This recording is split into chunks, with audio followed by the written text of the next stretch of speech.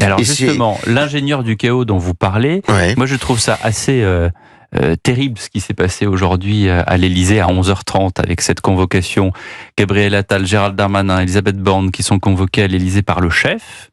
Et d'après ce que nous a dit Arthur Delaborde du service politique d'Europe 1 dans le journal de 19h, il y a eu un remontage de bretelles. Oui, il est quand même gonflé. Emmanuel Macron a engueulé Gabriel Attal et Elisabeth Borne sur le mode mais qu'est-ce que c'est que cette pagaille au sein de la majorité? Il est gonflé. Hein. C'est l'hôpital qui se fiche. C'est terrible. Pardonnez-moi, mais honnêtement, quand j'ai appris ça tout à l'heure en fin de matinée, je ne vois pas où sont les limites en fait de l'exercice. Ça se fait pas de dire ça d'un homme ou d'une femme politique, mais il y a un portrait psychologique à faire de cet homme. Il y a eu un papier dans Politico, effectivement. Dans l'Express. Alors, à la main qui se revendiquait être proche du président de la République ou d'être un visiteur du soir, l'a fait. Mais c'est vrai qu'on peut se poser des questions. Et il y a un portrait psychologique et un psychisme chez lui qui est quand même très particulier. Vous savez, j'étais avec deux personnes très proches des présidents des trois derniers présidents de la République, Sarkozy, Hollande et Macron récemment. Et ces deux personnes qui ont été très très proches de ces trois présidents m'ont dit ils ne sont pas câblés comme nous. Et effectivement, ils sont pas câblés comme nous. Le président Macron. Mais c'est pas fortuit. C'est pas fortuit. Parce que c'est grâce à cela qu'ils arrivent sur la plus haute marche. Parce que c'est quand même un sacerdoce terrible de faire ça. Et après, je sais pas, ils perdent pied ou ils perdent le contact de la réalité. On peut pas vraiment comparer. Il n'y a pas eu de perte de pied de Nicolas Sarkozy.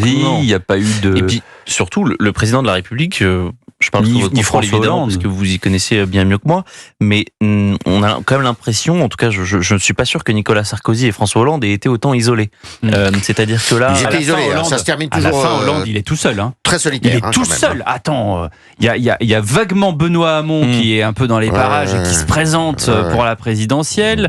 Mais même à l'Élysée. Mais là, le problème, c'est qu'on a l'impression qu'à l'Élysée, il est tout seul avec les En fait, il se rend compte en décembre 2016, je parle sous le contrôle d'Yves Tréhard, qu'il est abandonné de tous, qu'il a fait une immense bêtise de ne pas se représenter à la présidentielle. Il voit Macron arriver en l'assassinant, en lui mettant un coup de poignard dans le dos, en disant finalement c'est moi qui me présente.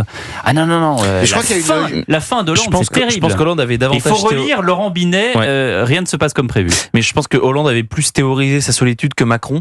Et en effet, c'est ce qui était intéressant dans ce qu'il va dire, c'est sur le profil psychologique. Je me suis amusé moi cet après-midi à prendre la lettre des Français qu'Emmanuel Macron a écrit et sans dire à ChatGPT qui avait écrit cette lettre, et je lui ai demandé de me faire le profil psychologique.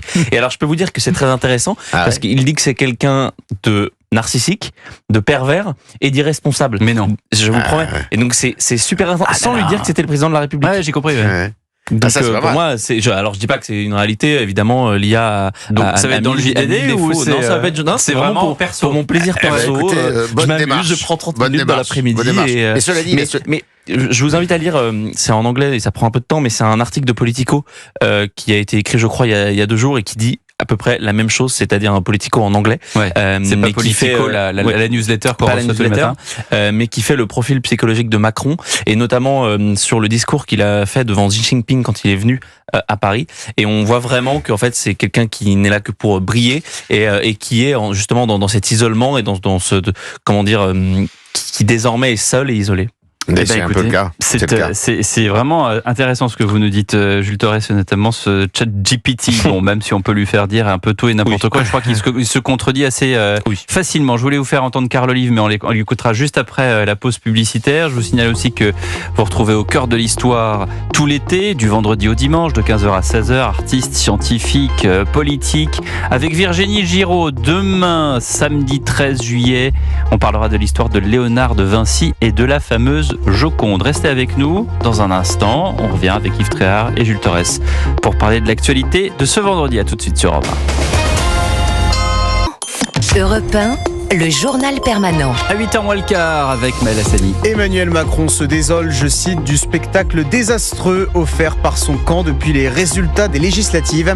Devant les ténors de la Macronie réunis à l'Elysée, le chef de l'État fustige les divisions affichées publiquement entre l'aile droite et l'aile gauche de l'ancienne majorité.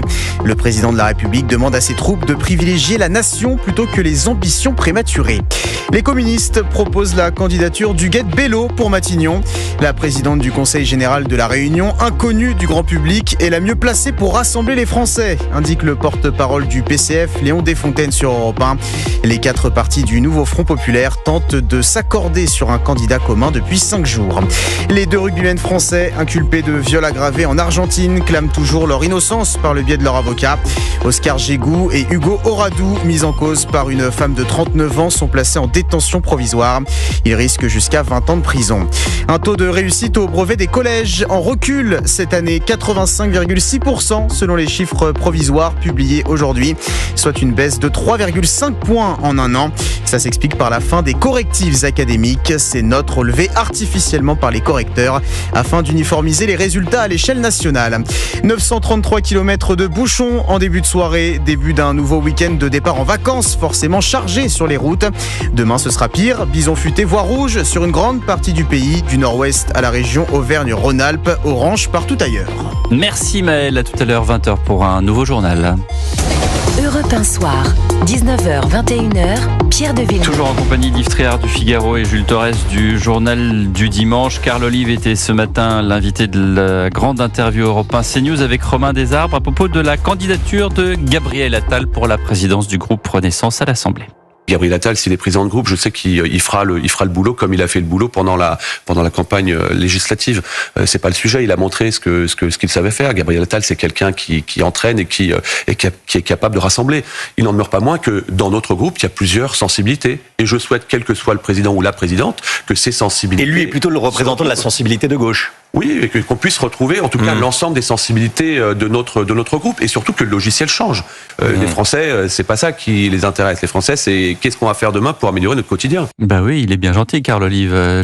Les Français, ce qui les intéresse, c'est améliorer le quotidien pour eux. Enfin, cela dit, si on leur change la page première de la partition, ils vont être quand même assez sonnés, non? Mais croyez-moi, là, si le nouveau Front populaire passe, on va changer de logiciel. On va avoir un logiciel qui sera pas du tout celui de Gabriel Attal, ça c'est sûr. Céline Nervieux l'a d'ailleurs bien raconté, notamment sur l'économie. Moi, je vois pas du tout Gabriel Attal se plier aux exigences du nouveau Front populaire. Même s'il vient de la gauche. Il vient pas tout à fait de la même gauche. Il vient sans doute de la gauche de Céline Nervieux, mais je suis pas tout à fait sûr qu'il vienne de la gauche de Huguette Bello ou de Jean-Luc Mélenchon. De toute manière, il y a au moins 2 ou 3 totems qui sont inconciliables avec la réunification de la gauche social-démocrate et d'une partie du centre. Ces 2 totems sont très simples. C'est la réforme des retraites. La réforme des retraites, ils se sont battus au gouvernement pour la faire passer à coup de 49-3, alors qu'elle a été quand même extrêmement contestée par la gauche, y compris par les socialistes, y compris par la majorité de Français. Et puis un deuxième totem, c'est l'impôt. La suppression d'une partie de l'impôt sur la fortune qui a fait quand même d'ailleurs la gloire, qui a été transformé en impôt sur la fortune immobilière. C'est ça qui a été quand même un peu une promesse qui est tenue par le président de la République. Il a une autre promesse, c'est qu'il n'a jamais augmenté les impôts, et ça c'est vrai. Il les a plutôt légèrement baissés pour ce qui concerne les impôts sur les sociétés. Et s'ils reviennent là-dessus avec le retour de l'impôt ou de la taxation des super profits, ça serait un reniement total de 7 ans de présidence. Vous avez les super profits à gauche, vous avez l'impôt sur la fortune financière que voulait faire Marine Le Pen. Bien sûr. Et vous avez l'impôt sur la fortune immobilière, donc les rentes, en gros, les rentes immobilières du côté du bloc central. Enfin, en tout cas, il y a pas de suppression d'impôts sur... Non, bien sûr. Si vous êtes fortuné, soit vous avez des immeubles dans plusieurs rues de Paris, soit vous avez de la fortune en actions, en obligations dans les banques, de toute façon, vous n'avez pas le droit d'être riche en France. On n'a pas le droit d'être riche, c'est un gros mot.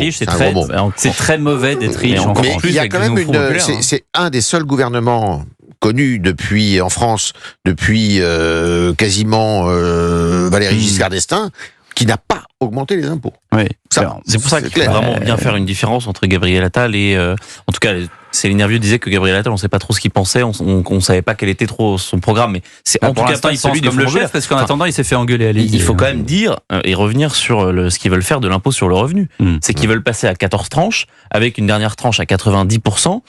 Et donc en gros, toutes les personnes qui gagneraient plus de 400 000 euros annuels seraient donc contraints de donner 90% de ce qu'ils gagnent. Et en plus, non seulement, alors ça déjà c'est pas possible, et en plus, ça remettrait à mon avis le seuil le consentement à l'impôt, il serait à mon avis non, mais il y a deux choses quand même là-dessus, Jules Torres, si je puis me permettre. La première, c'est que c'est d'après le droit constitutionnel quelque chose de confiscatoire. Donc les sages du Palais Royal peuvent sortir en disant c'est pas possible.